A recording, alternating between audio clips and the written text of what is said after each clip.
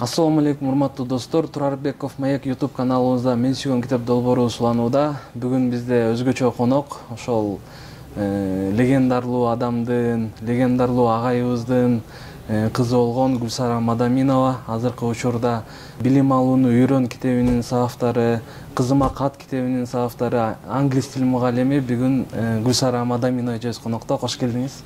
Жакшылыкка келели. Жакшы, шүгүр. Өзүңүз кандайсыз? Жакшы, шүгүр. Сени көптөн бери көрбөй, өзүнчө эле интервью себеп болуп, жакшы жолугуп. Мен да аябай кубанып атам. Буюрса, сонун бир маек болот деген ишеничтемин. Кандай жаңылыктарды жасап жатасыздар? Жаңылык көп негизи элек. Ошо китеп, мен сүйгөн китеп интервьюсуна чакырганда эле мен жок деген жокмун. Анткени ишибиз китеп жаатында. Китеп жазабыз, коомчулукту китеп окуганга үгүттөйбүз. Ошо китептердин негизинде онлайн курстарды сунуштайбыз. Бүгүнкү күндө ушул иштер менен алектмин да. Жакшы проекттер бар буюрса, бүт республикага жайылткан. Маектин жүрүшүндө кенейин бир четтен айтып берем. Эң сонун. Анан биринчи эле сурообуз, бир суроо кызык да бизге. Негизи эле мугалимдин уулу же кызы болуш кыйын да. А бирок ушундай легендарлуу агайдын кызы болуш кандай? Мугалимдин балдары болуш ооба кыйын деп эсептелет. Бирок ошонун кыйын экенин мугалимдин өзүнүн баласы билбей калат да. Балким чоңойгондон кийин силерде ушундай беле деп салыштырганда меники кыйын көрүнүшү мүмкүн. Бирок артыкчылыгы, жакшылыгы, кыйынчылыгына караганда көп болуш керек деп ойлойм мен. Эгер апам мугалим болбогондо, атам мугалим болбогондо, биздин үйлөр моундай жалаң китеп менен курчалбаганда, балким китепти мынчалык сүймөк эмесмин да. Ата-эне окумайын, бала окубайт дейт го. Ошондуктан кыйынчылыгы бар болсо деле, бирок ал жакшылык алып келчү кыйынчылыктар болсо керек эле. Эң сонун. Анан ушул мугалимдин татыктуу кызы болуш үчүн көптөгөн билимдерди аласыздар, аракет кыласыздар көп окуганга. Анан билимиңиз менен бөлүшө кетсеңиз, кайсы өлкөлөрдөн, Кыргызстанда кайсы университетте окудуңуз кененирээк? Мен мугалим болбоймун дечү элем да, эң кызыгы. Ошо мугалимдик жашоо татаалдыгын балалыктан көргөндүктөн мен эч качан мугалим болбойм деп университетти сураганыңан эстеп кетип атпаймынбы? Мен дипломат болом дечүмүн. Эл аралык мамилелер факультетинде окудум. Жакшы, биз Кыргыз-Түрк Манас университетинде эл аралык мамилелер факультетин англисче 90% англисче окутат болчу, анан кыргызча, түркчө сабактар өтөт эле да. Аябай университетимди да жакшы көрөм, бөлүмүмдү жакшы көрөм. Бул эл аралык мамилелер көбүрөөк тарыхты окудук, саясатты окудук. Анын баары азыркы жашоомо элдер менен мамиле күтүүдө керек болуп атат. Эл аралык мамилелер бул адамдардын бирине бири болгон мамилесинин негизинде анан кетет да. Негизи жогорку билимим ушул жаатта. Кийин англис тилим жакшы болгондуктан эл аралык проекттер менен, окуулар менен Америкада да окуп келдим. Кыска мөөнөттүү 3 айлык программа болчу. Лидер айымдар деген программа эле. Анан ошол жерден бир үйрөнгөнүм азыр лидерлик мектеп, мен лидермин деп кыргыздардын көз карашындагы лидер менен бизди окуткан программадагы лидер асман менен жерде экен. Айтып берейинби? Мага ушул жери кызык болгондо мен өзүмдү лидермин деп тааныткандан аябай уяламын. Бирок ошол Америкадагы окууда бизге түшүндүргөнү лидер адам бул башкаларга караганда 1000 эсе көп иштеген кызматчы экен да. Биздин түшүнүктө лидер адам бул башкарып турат дагы иш кылбайт, анан башкалар анын айтканын кылыш керек. Чыныгы лидер бул кызматчы, башкалардан 1000 эсе көп иштеген, ошол айтып аткан өзгөрүүнүн, иштин үлгүсүн алгач өзү көрсөтүп берген адам болушу керек экен да. Ошол жердеги Виветта Булстер деген профессор айымдарыбыз, алар болбосун профессор, сабак берүүчү лекторлор да. Баарын даяр кылып бергиле, анан мен сабак өтөм дебейт эле. Биздин ошол жашаган үйүбүздөн бери кантип университетке келдик, кандай унаа менен келдик, колубузда байланышканга, үй менен байланышканга телефонубуз барбы, мындай окуучусунун күнүмдүк тирилигиндеги көйгөйлөрүнө чейин сүңгүп кирип окуучусуна кызмат кылганды көрсөтүп берген да. Ошол жерден чыныгы лидер бул кызматчы экендигин түшүнгөнмүн. Андан кийин 2017-жылы окуу жайды бүтүп жатканда дагы 3 айлык каникулда окууга Малайзияга барып келгенге мүмкүнчүлүк болду. Ал англис тили жана маданияты деген лагерь болчу. Бул Америка менен Малайзия экөө өнүккөн өлкөлөр экен. Мен көп айттым, баягы мусулманчылыкты аябай жакшы кармап турмушуна киргизип, бирок Америкадагыдай стандарттар, өнүккөн деңгээл ошо Малайзияда көрө алдым да. Анан эң жаккан жери, мурун бизге капырагайыбыз мектепте айтат эле да, өнүккөн коомдордо адамдар бири-бири менен шыбырашып сүйлөшөт десе, биз күлчүбүз да, эми шыбыраганда ким угат деп көбүрөөк айылдабыз, болгондо да кыйкырышып, балдар кыздар ошентип сүйлөсө, айтса күлчү элек жалпы жыйында. Мен бирок кийин ошону көрүп таң калдым. Малайзияда элдер бири-бири менен өтө сылык, жарым тондо шыбырашып сүйлөшүшөт экен.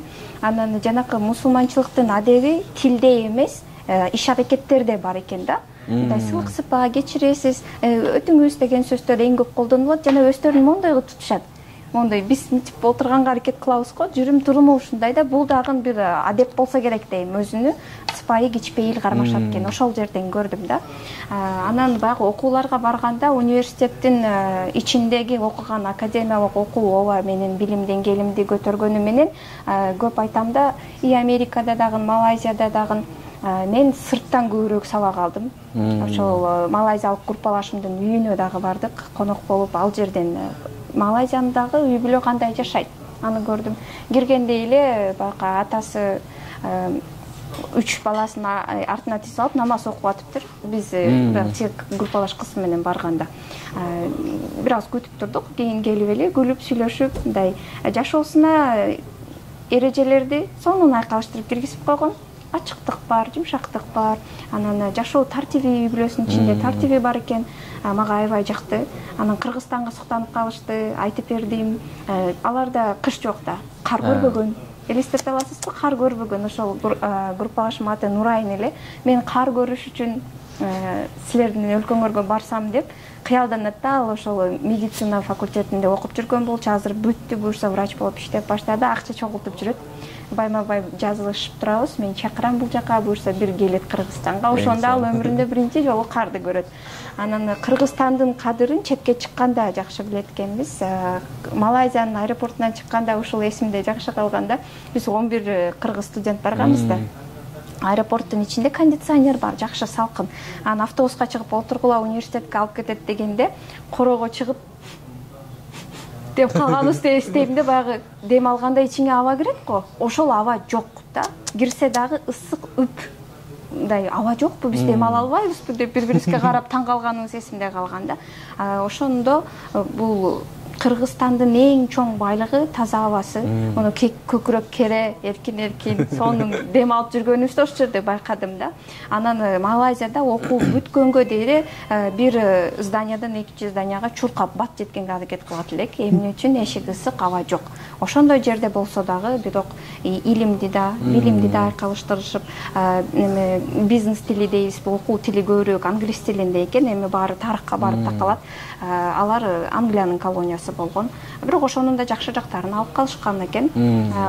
Мисалы, ата-энелери 50 жаштан өткөн адамдар болчу да, атасы ресторан бизнеси менен алектенет болчу, ал дагы англисче ишмердүүлүк алып барат экен.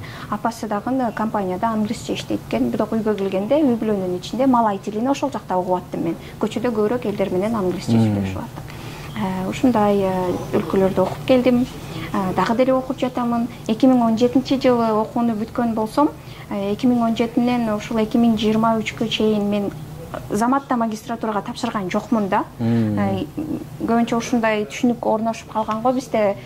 Бакалаврды бүттүңбү, сразу ошол эле багытта дагы магистратураны окуп бүтүрүп коюш керек деп. Бирок ортодон бир Жени Жеңиш кызы, эжени тааныйбыз, кытайлык кыргыз кызы, өтө сонун кытайлардын, кыргызстандык, бирок Кытайда жашаган кыргыздардын дүйнө таанымы, баалуулуктарын бизге алып келип, бир семинар өткөндө айткан болчу да, шашпагыла. Силер могу бакалаврды бүткөндөн кийин иштеп көргүлө. Негизи ошо тандаган 11 класста бүткөндө жаңы эле да, ошо аламды тааный элексиң, дүйнөнү тааный элексиң, кайсы кесип керек экендигин биле элексиң. Иштеп көргүлө, дагы ошого жараша кийин 3 жылда өзү билинип калат, кайсы багытта кайра билимиңерди улантышыңар керек деп. Мына ушул жылы буюрса, мен англис тили жана адабияты факультетин аң сезимдүү түрдө тандап, эми магистратурага тапшырып жатамын да, жогорку окуу жайга. Андан көбүнчө чет өлкөгө тапшырам го деп дагы 5 жыл бою созуп жүрдүм. Бул дагы мен үчүн жаңылык, ачылыш болду. Чет өлкөдө эмес, Кыргызстанда туруп окуйм. Чет өлкөлөргө жанагындай кыска мөөнөттүү окууларга барган мен үчүн жакшыраак экен. Билим дагы ушул жылдар аралыгында түшүндүм да. Бир билим алуу чексиз өмүр бою уланышы керек. Анан ошону дагы арасында бир окуу десе эле университетке тапшырып коюп, факультетке тапшырып коюп окуу эмес, турмуш сабагында окуш керек экен, өз алдынча моундай китептерди окуш керек экен. Ишиң өзү дагы бир чоң окуу экен. Иштей билүү, коллектив менен тил табыша билүү, сен өзүң кызыккан тармакпы же башкабы аны тандай билүү. Ошол окуулардан турмуш университетинен 5 жыл окуп, кайрадан эми жогорку окуу жайга бара жатканым. Мен кыялданам өмүр бою окусам экен деп. Университетпи же сыртпы, өз алдынча китептерби өмүр бою окуганды бизге мүмкүнчүлүк берген, ошондой акылды берген бир гана адам да бул. Элестете албайсыз да, мышык окубайт, аюк окубайт, же окуп акыл өсүп кетпейт, бирдемелерди түшүнбөйт, кандай жараткан буйрук берген болсо, ошону күн сайын кайталап эле жашайт. Буну бир адамга гана берилген супер күч, мүмкүнчүлүк. Окуй алат, ойлоно алат, бирдемелерди түшүнө алат. Аябай жакшы иштетсе эгер акылымды даже өзү ойлоп таба алат да. Бул процесске алып кирген окуй билүү жөндөмдүүлүгү. Ошону менен алекмин. Башкаларды да ушул ишмердүүлүккө чакырып жүрөм. Эң сонун айтып бердиңиз. Анан ушул чет өлкөгө чыкканда кандай бир байкадыңыз биздин билим берүү системасы менен алардын билим берүү системасында мындай эң чоң айырмачылык? Биздин билим берүү системабыз менен алардын билим берүү системасында мен окшоштук таап келдим. Бирок деген жери бар.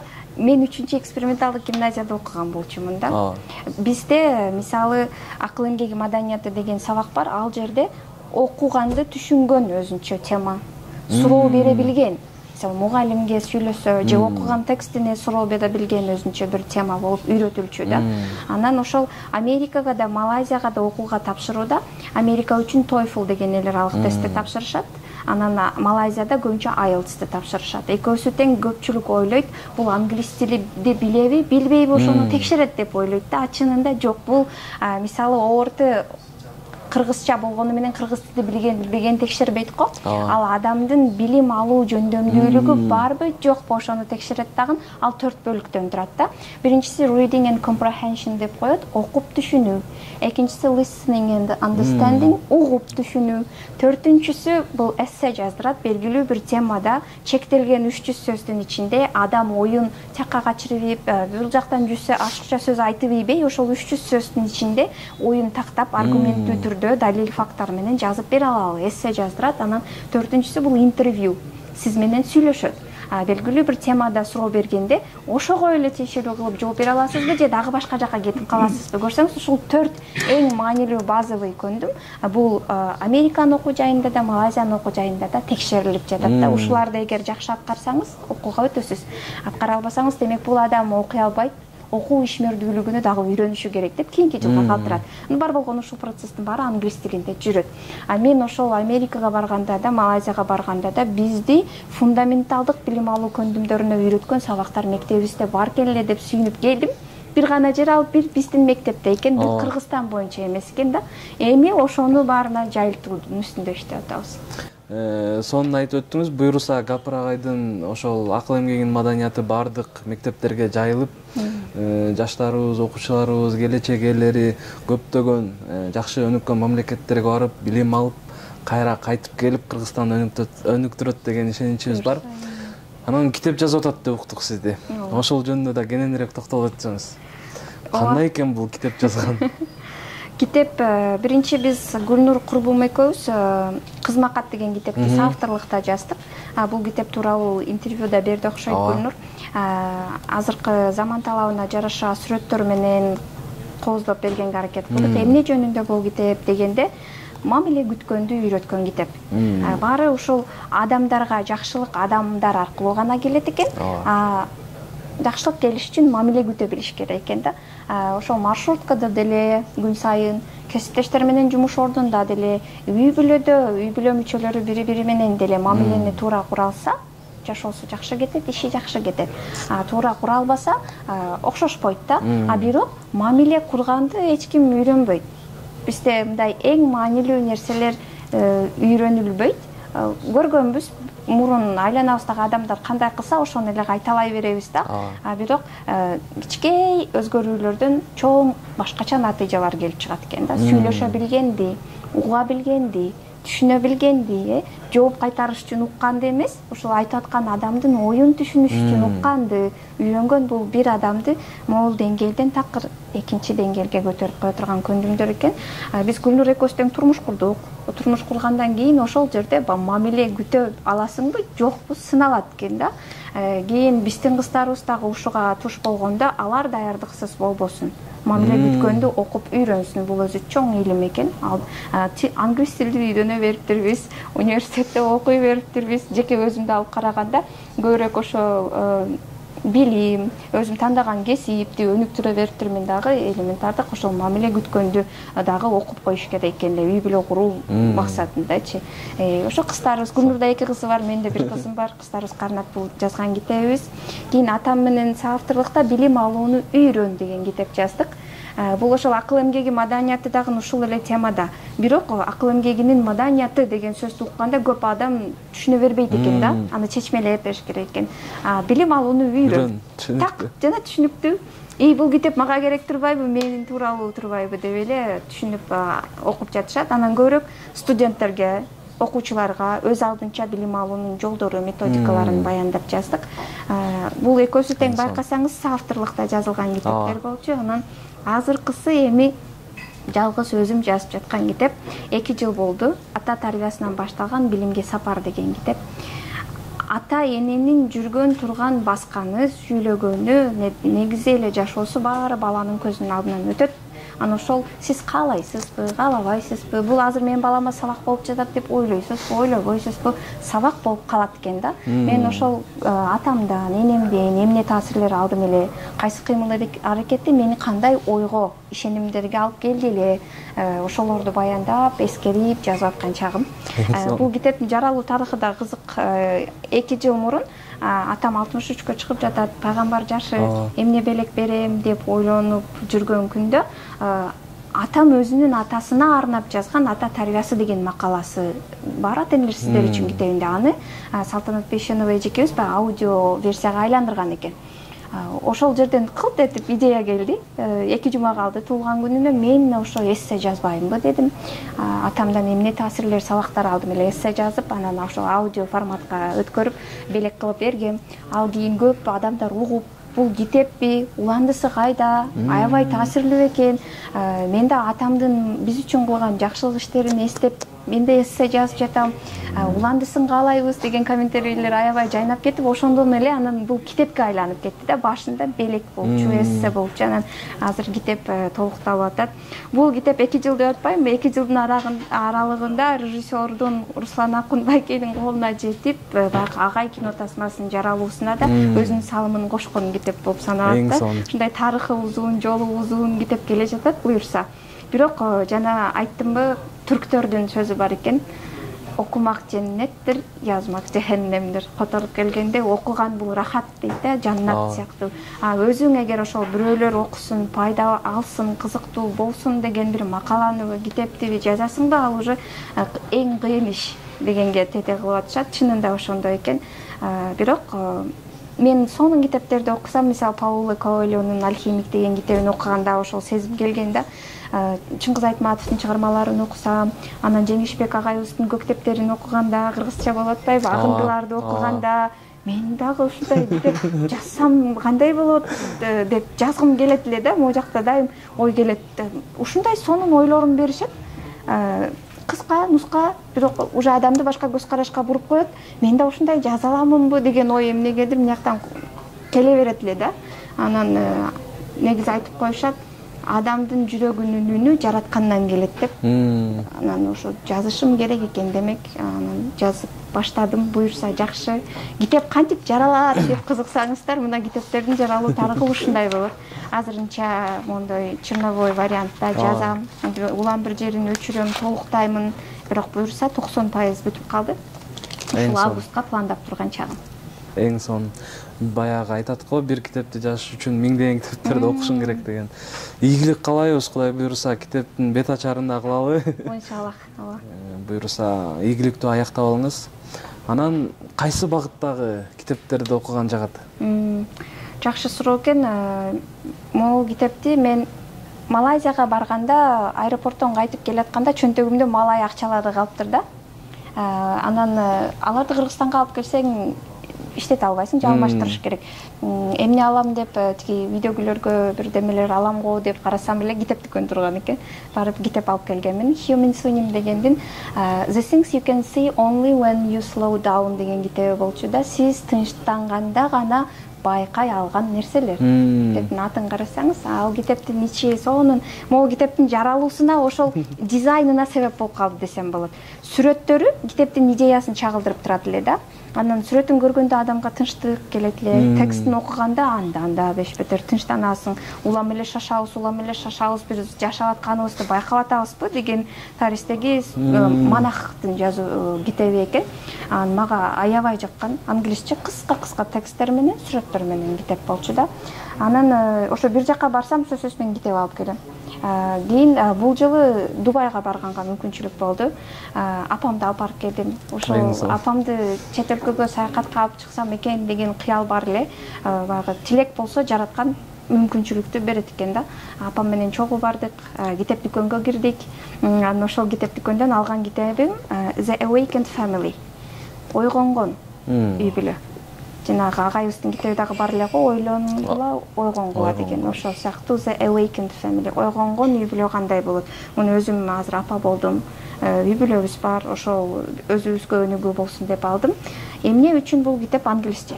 Орусча деле алсам болмок, кыргызча дагы окуймун. Бирок аракет кылам түркчө, англисче дагы алып окуганга. Тил ушундай экен. Бул ишенимсиз дос деп коет. Сен ага көңүл бурбайсыңбы, ошол тилде китеп окубайсыңбы, кетип калат да. Аны окуган сайын дагы да өнүгө берет. Атайын тил үйрөнсөм экен деп бир убакыт ажыратпасаң дагы, бирок китеп окууну сүйөсүңбү? Китеп окууну тил үйрөнүүгө айландырып алышың керек. Англис тилчи мугалим болсом дагы мен тилимди өнүктүрүп турушум керек. Ошол үчүн өзүм кызыккан тармактагы китептерди англисче алып окуп атам. Азыр ушул китептин үстүндө англис тилимди өнүктүрөм и ата энеликти үйрөнөм. Ошол бул китепти. Анан биздин дайыма берип аткан сурообуз, эмне үчүн китеп окушубуз керек? Эмне үчүн китеп окушубуз керек? Жакшы суроо экен. Анан ар ким ар кандай жооп берсе керек. Жеке мен өзүм китеп окубай калсам, узак мөөнөткө китеп окубай калсам, менде тынчсыздануу пайда болот. Бирдемеден калып кетип аткансыз беле, жашоом кызыксыз болуп бараткансыз беле, ошто кыйнала берем да. Көп айтамын, мен үчүн адамдардын эң жакшы ойлоп тапкан нерсеси бул китеп. Мисалы Чыңгыз Айтматов өтүп кеткенде мен бир кайгырганымды эстейм да, ошол кишини көрбөй калдым деп.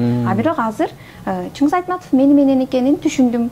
Ал китептеринде калган да. Улам мен ачам. Эң жакшысы дүйнөнүн акылдуу адамдары, бирдемкени түшүнгөндөрү, ошо менден кийинки урпактарга жакшы ой калсын, түшүнүк калсын, идея калсын дегендер китеп жазат көбүнчө. Эми бир аз китептер дагы бар, эчтемке жөнүндө же болбосо туура эмес ойлорду берген китептер да бар. Бирок алар аз процент деп койсок, тандайганды билсек эгер, сизге чейин бул дүйнөдө жашап өткөн адамдар менен болгондо да эң акылдуулары менен сиз бошоп калган учурда сизге ыңгайлашып сүйлөшөт да ал адамдарчы. Гапыр Мадаминов менен жолуга аласызбы? Жок. Бирок китеби менен 24 часа сутки отуруп сүйлөшө аласыз да сиз. Улам өзүңүзгө ыңгайлуу учурда окуп. Мен үчүн китеп окуу бул ошол мага чейин жашаган акылдуу адамдар менен баарлашуудай эле кеп да. Энергиям түгөп калды, эмне кылышымды билбей атам дегендерге айтам, китеп турат депчи. Ошол сизге энергияны да берет, ойду да берет, багытты да берет. Анан көп китеп окуган адамдар ушуну айтса керек. Качан сиз эмне сурооду ойлонуп жүргөн болсоңуз, бул дагы жараткандын керемети болсо керек. Мен көбүнчө жоопторду китептин ичинен аламын да. Мени турмушумда түшөлтүп жүргөн суроолор ошол кезде окуган китебимде кудум эле атайлап койгондой катарлардын арасынан жооп чыгат да. Ушуну ойлонуп жүрбөдүм беле деп анан ошону өзүмө аламын. Ошондуктан акылдуу адамдар менен баарлашкыңыз келсе, алардан сабак алгыңыз келсе, бул китептер сизге чоң дүйнө да. Мен үчүн ошондой. Эң сонун жооп болду. Анан бүгүн биз менен жакшы көрүп окуган, жашооңузга таасир берген кайсы китепти айтып бересиз? Мен Пауло Коэльонун «Алхимик» деген китебин аябай жакшы көрдүм, жакшы көрөм. Ал жазуучунун дагы азыр астында Букингем китеп дүкөнүнөн 2 китебин заказ берип келатамын да. Эмне үчүн ал китепти жакшы көрүп калдым? Адам өзүнүн жүрөгүнө тыңшашы керектигин сонун окуялардын чынжыгы менен баяндап берет да. Көбүнчө мугалим болом дедим эле, мугалим болдум. Же болбосо ошол эле өтүкчү болом дедим эле, өтүкчү болдум. Соодагер болом дедим эле, соодагер болдум. Белгилүү бир чекке жеткенден кийин күн сайын ошол кайталанмага келет экен да. Ошол жумушка барасың, кайра келесиң. Ошол учурда ар бир адамдын бул дүйнөгө жаратылгандан максаты болот.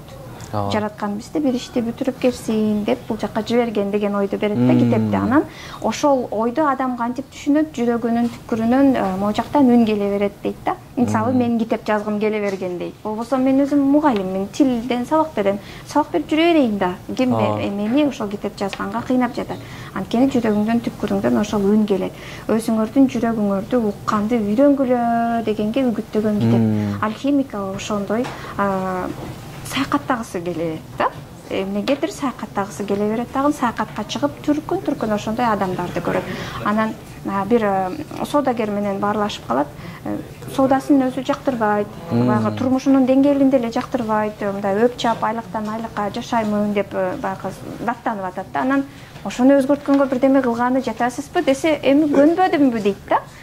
Жок нерседен көрө көнгөн ушул ишим бар, ушу менен алектенип атам деп. Анан баягы жүрөгүңүздүн үнүн укпайсызбы деп, ошто ар кандай адамдарга жолугуп атып, тиги адамдарга айткан ою сага айтылгандай болот да. Анан тыңшап баштайсың. Мен өзүм эмнеге кызыгам, кандай иш мүмкүнлүк менен алек болгум келет.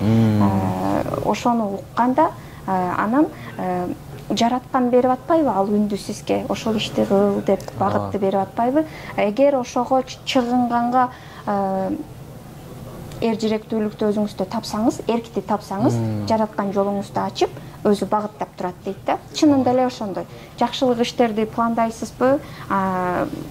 Эбептен себеп болуп эле керектүү адамдар сизге жолугуп калат, мүмкүнчүлүктөр пайда болот. Өзү мындай бирөөсүз жетелеп ошол жакка алып барып аткандай эле колдоо күчтүү сезесиз да. Китепте ошону окудум. Андан кийин мен да өзүмдү тыңшап баштадым. Ошол үчүн дагы ал китепти жакшы көрөм. Алхимик Пауло Коэльонун китеби. Анан экинчи жакшы көргөн китебим Антуан де Сент-Экзюперинин Кичинекей Ханзада деген китебин окубайсыңбы кызым деп атам айткан эле. Анда студент болчумун. Кичинекей китеп, бирок элдер ойлошот ал жомок деп. Жомок жаш балдарга арналган китеп деп ойлойт. Мен анан ушул нерсени да байкадым. Бир китепти окуучулук кезде окусаңыз, такыр башка нерсени түшүнөсүз. Анда баягы башка каармандардын аттарыны, ашып барса жакшы көргөнүнү эстеп калышыңыз мүмкүн да. Анан студенттик кезде окусаңыз, бир аз башкачараак жактарын түшүнөсүз дагы. Ата эне болгондон кийин окусаңыз, такыр ал китеп башка ойлорду, баалуулуктарды бергиси келгенди. Мен Чыңгыз Айтматовдун Кызыл жоолук жолжолум китебин мектепте окуганым менен кийин турмуш күткөндөн кийин эки башка таасир алдым да. Ошол сыяктуу эле Антуан де Сент-Экзюперинин Кичинекей Ханзада китеби балдар адабиятынын тизмесине кошуп бергени менен мен ойлойм ал чоңдорго арналган китеп. Ошол жерде дагы адамдардын түрлөрүнө ар кайсы планетага барганда көрөт, билесиз, бирөөсүндө фонарикчи болот, бирөөсүндө көп ичкен киши болот, бирөөсүндө эсепчи болот. Анан ар бир планета ар бир адамдын түрүн баяндап берет да, жанагы Кичинекей Ханзадага. Анан ошол жерде жаш балдардын дүйнө таанымы кандай дагы, чоңдордун дүйнө таанымы кандай. Жаш балдарды түшүнө билиш үчүн алар кантип сүйлөшүшү керек, ой жүгүртүшү керек жаш балдар менен, ошону сонун ачып берген да. Ал китепти да аябай жакшы көрөмүн.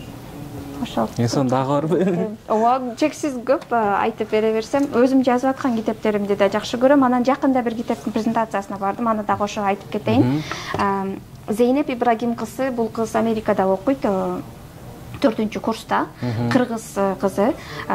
Бул китептин өзгөчөлүгү, мен ушундай китептер көбөйсө дейм да, англисче, кыргызча, жаш балдарга арналган түстүү иллюстрациялык китеп. Бир жума боло элек китеп презентациясына барып келдим. Мен аябай жактырдым китепти. Китеп мисалы my name is Argon дейт. Менин атым Argon. I have a little brother named Urmat and he is one of the most special boys in the whole wide world. Эки эле сүйлөм сүрөт менен ошол сүйлөмдүн түшүндүрмөсү берилип атат. Иним бар, дүйнөдө ал өзгөчө жана жалгыз мен үчүн дейт. Менин бул дүйнөдө эч кимге окшобогон өзгөчө иним бар, анын аты Урмат. Чындыгында эле Зейнептин Урмат деген иниси бар. Жана Урмат аутизм бар да. Анан биз аутисттер кимдер? Ал оору деп ойлойбуз көбүнчө. Алар өзгөчө дүйнө таанымга ээ адамдар. Ошону кыргыз тилдүү аудиторияга түшүндүргөн китептер дээрлик жок экен да. Орусча, англисче китептер мындай көп. Анан бул ошону кыргызчалап, сүрөттөр менен жаш балдардын тилинде, бирок чоңдор окуса андан да көп сабак ала турган кылып ушундай китеп чыгарып коюптур. Өлө сүйүндүм. Куттуктадым, дагы да серия болуп уланышын кааладым. Карасаңыз, бул балдарга тилди да үйрөтөт.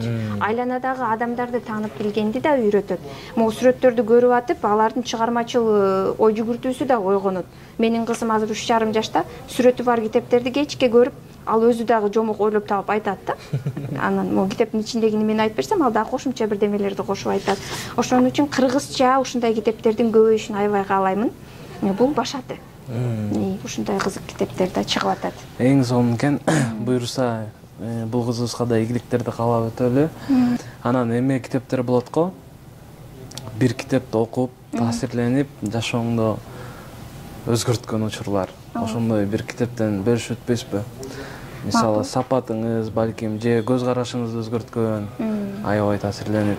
Болду эле ошондой китеп? Ооба, андай китептер дээрлик ар бир китеп сизди ал китепти окуганга чейинки Гүлсара менен китепти окуп бүткөндөн кийинки Гүлсара экөөсү окшош болбойт. Менин деңгээлинде дагы, турмуштун деңгээлинде дагы. Анткени бул илимий далилденген, китеп окуган сайын биздин мээдеги уктап жаткан нейрондор ойгонот да. Улам кайталап окусаңыз, окуганыңызды түшүнсөңүз, пайдаланып бир адатыңыз өзгөрсө, күнүмдүк турмуштагы бул жердеги нейрондордун арасында связь пайда болот. Китепти окуганда нейрондор ойгонот, улам ошону түшүнүп, пайдаланганда бири-бири менен байланыш орноштурулат экен дагы. Бул мээнин деңгээлиндеги өзгөрүүнү айтып атам. Ал сиздин турмуш тиричилигиңизге адат мүнөздөрүңүз өзгөрсө, анда мурдакы Гүлсара уже башка болуп калган болот да. Сөзсүз ар бир китеп адамды өзгөртөт. Мени өзгөрткөн китептер ушул күнгө чейин көптөр ойлойт окшойт, Гүлсара көп китеп окуйт деп. Мен көп китеп окубаймын, бирок атамдар, апамдар бир жакшы сапатты үйрөткөн, пайдалуу, керектүү, аз китепти окусак дагы ошону күнүмдүк турмушта, практикада пайдаланганды үйрөткөн да. Негизи бир адам үчүн жакшы тандаганды билсе, 10-20 зарыл болгон китептер бар да. Китеп аябай көп, мына караңыз канча көп китеп турат. Бул 1000ден бири гана да. Баарын окуп адам жетише албайт. Бирок керектүүсүн окуса жана аны пайдаланса, ошол адам көп китеп окугандай көрүнөт экен. Анткени чын-чынына келгенде бул жашоодун бир мыйзамдары бар, эч өзгөрбөгөн. Бар болгон ар кандай жазуучу ошону түрлүү багыт менен сизге түшүндүрүп келет. Классикалык адабият жазган адамдар, мен адабий чыгармаларды окуганды аябай жакшы көрөмүн. Эмне үчүн экендигин айтып берейин. Сиз багы бир эле турмуш күтөсүз да, Гүлсара катары бир жашоо жашайсыз. Анан бир ката кетирсеңиз, ошол өзүңүзгө оор келет. Бирок китептин каармандары менен кошо сиз үй бүлө күтүп коесуз, ошо турмушту жашайсыз. Ката кетирген катасыны сезимдери менен кошо жашап, канчалык оор экенин сезип коесуз. Но чыныгы жашооңузда ал болбой туруп ошондон сабак аласыз да. Мен адабий чыгармаларды ушунусу үчүн жакшы көрөмүн. Баягы кээ бирлер бир жакшы сериал бүтсө ыйлайт го. Эми көрбөйм, уландысы жокпу деп. Мен китеп бүтүп калса ошондой сезимге туш болом да, дагы уланса кандай болмок экен деп. Ошолордун жашоосу менен жашап отуруп эле сабакты алып койгонго жакшы да. Эң сонун. Анан авторлорго жолугуп калсаңыз кандай суроо берет элеңиз? Мисалы, ошол эле Маленький принц, Алхимик.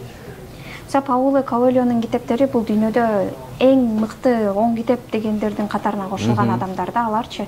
Эми көрөмүзбү жокпу, эгер көрсөм мен ошол китептерди жазгандагы абалы, ою, максаты кантип жазды эле, жазуу ишмердүүлүгүн көбүрөөк сурасам керек.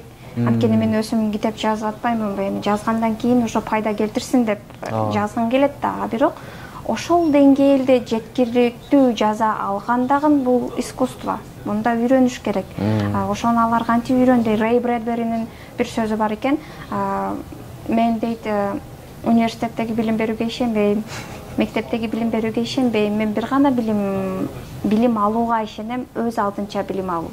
Буга эч кандай акча коротпостон китепканага барып эле үйрөнсө болот деген сөзү. Ошондой жазуучулардан, мисалы, бул сыр. Мен жазуучу болом деген адамга бул эң жакшы мени багыттап коет да. Жазуучу болгуң келсе Гүлсара тиги университетке бар деген жок да мага. Китепканалар акысыз болот көбүнчө, эми болсо да азыраак өлчөм менен төлөм бересиң, бирок барып ошол жерде ар кайсы жазуучулардын жазуу стилин окуп үйрөнө бер. Ошондой мен жазуучулук, ишмердүүлүктүн сырларын сурасам керек эле, эгер авторлор менен жолугуп калсам.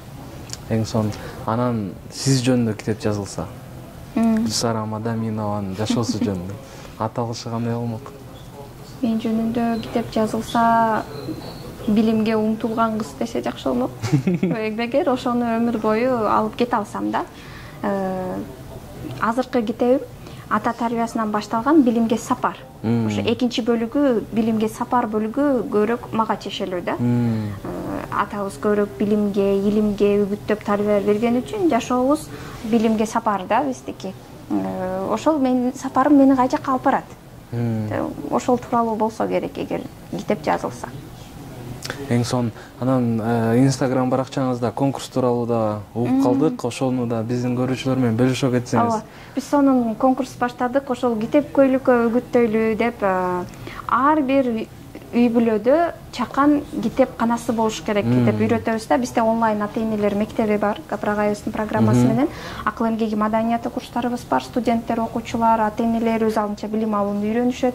Анан ошол жерде үй бүлөлүк китепкана деген темабызда биз өтө кызык картиналарды көрөбүз да. Сиздерге да айтып берейин. Үйүңүздөгү китепканаңызды видеого тартып жибериңиз дейбиз. Анан биздеги китептер китептекчиде эмес, коробкада дейт да.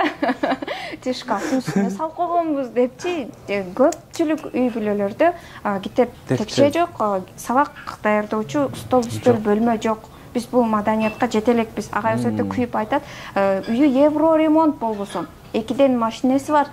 Фонарик менен издеп, баягы китеп текчени таппайсың, китептин өзүн да таппайсың. Анан эле суроо беришет дейт. Мен баламды кантип китеп окутам, китеп окубайт. Үйдө китеп болсо окуйбу? Эгер мисалы моундай китеп текче турса, сөзсүз 2 жашар, 3 жашар бала келип мону кармап көрөт, ачат, аны эме жок да. А эгер булар жок, бирок телефон турса кухня столдун үстүндө, ал ошол телефонду деле кармап келип сурайт, эмне экенин үйрөнөт да. Ошол үчүн үй бүлөлүк китепкананы түзүш үчүн күн сайын акча топтоп, ай сайын 1000-ге, 2000-ге китеп алып, монтип, китепкана түзсөңөр болот деп үйрөтөбүз. Анан жакында ошол конкурс баштадык. Менин үй бүлөлүк китепканам деп конкурс.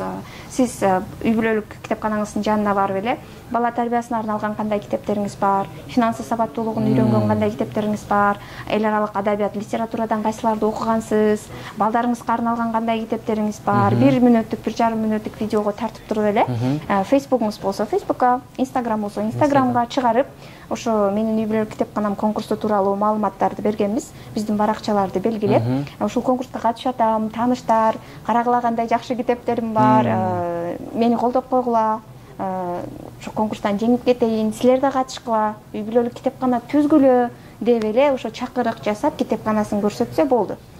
Биз анан ошол эң көп китеби бар, көбүрөөк адамды кызыктыра алган китепканасы бар үй бүлөнү тандап туруп 3 сом сыйлыктарды берели деп атабыз. Онлайн курсубузга акысыз жолдомо, анан сонун идея бар. Бүгүн алып келе албай калдым.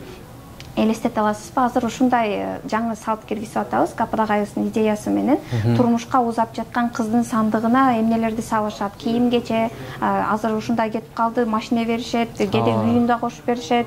Анан алар деле жакшы боло берсин, бирок анын баары материалдык болуп жатпайбы? Булар азыр үй бүлө күтүп атышат, эртең апа, ата болушат, ошого даярбы? билим деңгээли ошого жетиштүүбү, андан көрө могу сандык, көп сандык бересиңер, ошол сандыктын бирөөсүнүн ичине минимум 40 китепти кошо салгыла деп сунуштайт да.